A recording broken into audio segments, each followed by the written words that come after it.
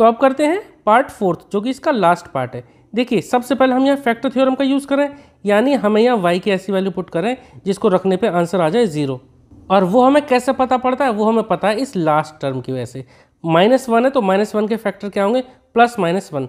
तो अगर हम यहाँ 1 पुट करके देखें तो देखिए क्या आता है, एट y = 1। y अगर यहाँ 1 पुट करते हैं तो देखिए क्या आएगा, y का क्यूब यानी कि 2 × y का क्यूब यानी कि 1 का क्यूब यानी 1 प्लस y का स्क्वायर 1 का स्क्वायर यानी 1 -2 -1। ठीक है, y की जगह 1 पुट करेंगे तो -2 × 1 2।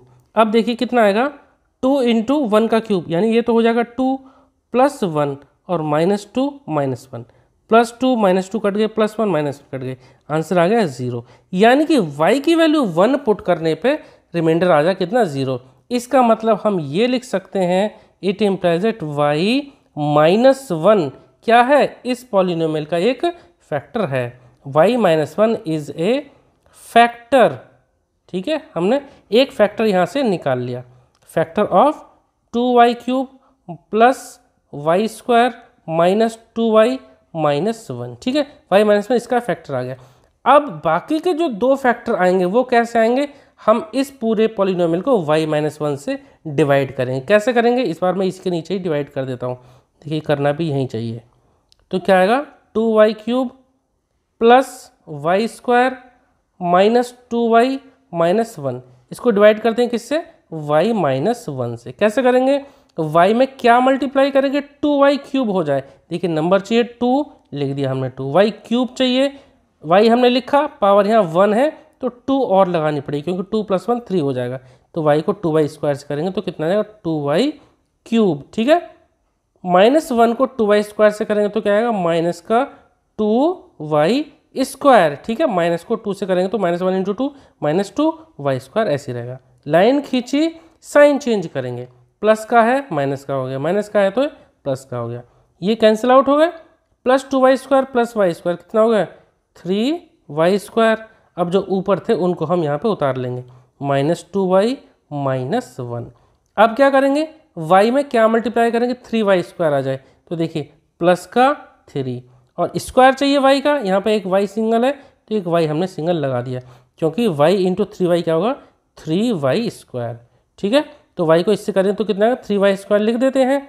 और -1 को 3y से करेंगे कितना आ जाएगा, -3y। लाइन खींचेंगे, साइन चेंज करेंगे, ये हो गया माइनस का और ये हो गया, ये माइनस का पहले था तो प्लस का, कैंसिल आउट हो गए।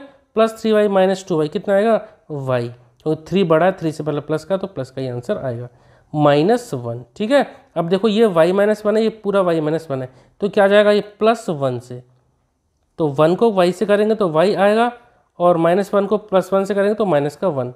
लाइन खींची और हम सब्ट्रैक्ट करेंगे, यानी साइन नीचे के चेंज कर दिए तो कैंसिल आउट हो गया, रिमाइंडर क्या बचा, 0।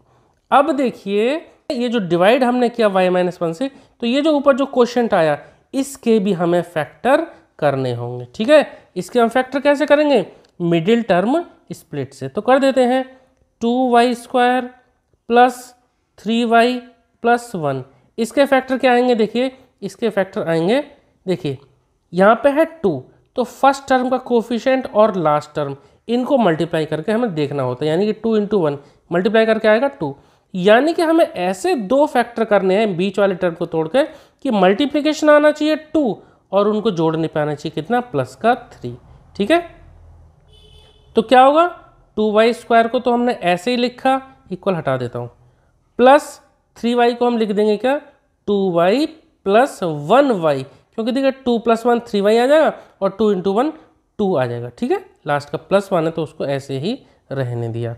अब देखिए इन दोनों से कॉमन ले लेते हैं, तो दोनों में 2 कॉमन है और दोनों में y कॉमन है, क्योंकि y² का मतलब y × y और एक y यहाँ पे है ही, तो y ले लिया कॉमन 2y, यहाँ क्या बचा, y बचा, प्लस 2y हमने ले लिया, क्या बचा 1। इन दोनों में कुछ भी कॉमन नहीं है तो 1 कॉमन होता है और हम ऐसे ही इसको छाप देंगे। देखिए 2 ब्रैकेट हमारे सेम आ गए, आने ही चाहिए, नहीं तो आंसर हमारा गलत आ जाएगा। 2 ब्रैकेट सेम है तो जो 2 ब्रैकेट सेम है उसको हमने एक बार लिख दिया और अगले ब्रैकेट में यहाँ जो बचे यानी कि 2y + 1। ठीक है, इस तरह से हमने इसका जो मिडिल टर्म स्प्लिट किया वो आया हमारा, ये 2 फैक्टर आ गई 2 ब्रैकेट, और हमने जिससे डिवाइड किया था एक फैक्टर, ये इस तरह से 3 फैक्टर्स आए हमारे, ठीक है। तो फाइनल आंसर हमें क्या लिखना होगा, हमें लिखना होगा देयरफॉर फैक्टर्स ऑफ किसके, जो हमारा क्वेश्चन था 2y³ + y² - 2y - 1, यही था हमारा क्वेश्चन। तो ये इक्वल टू आएंगे, इसके जो फैक्टर आए वो क्या आए, एक तो जिससे हमने डिवाइड किया था यानी कि y - 1, अगले ब्रैकेट में ये जो हमारे 2 ये आए यानी कि y + 1 और अगले ब्रैकेट में 2y + 1, ठीक है। ये 3 फैक्टर आए, कोई सा ब्रैकेट पहले आता है या कोई ब्रैकेट बाद में आता है उससे कोई फर्क नहीं पड़ेगा, ठीक है। आंसर हमारा करेक्ट होगा, ठीक है। इस तरह से क्वेश्चन नंबर 5 हमारा कंप्लीट हो गया, जो कि बहुत ही ज़्यादा इंपॉर्टेंट क्वेश्चन था। आई होप कि आपको इस समझ में आया होगा। अगर किसी भी पार्ट में आपको डाउट है तो प्लीज़ आप कमेंट सेक्शन में ज़रूर पूछना। Okay, thank you.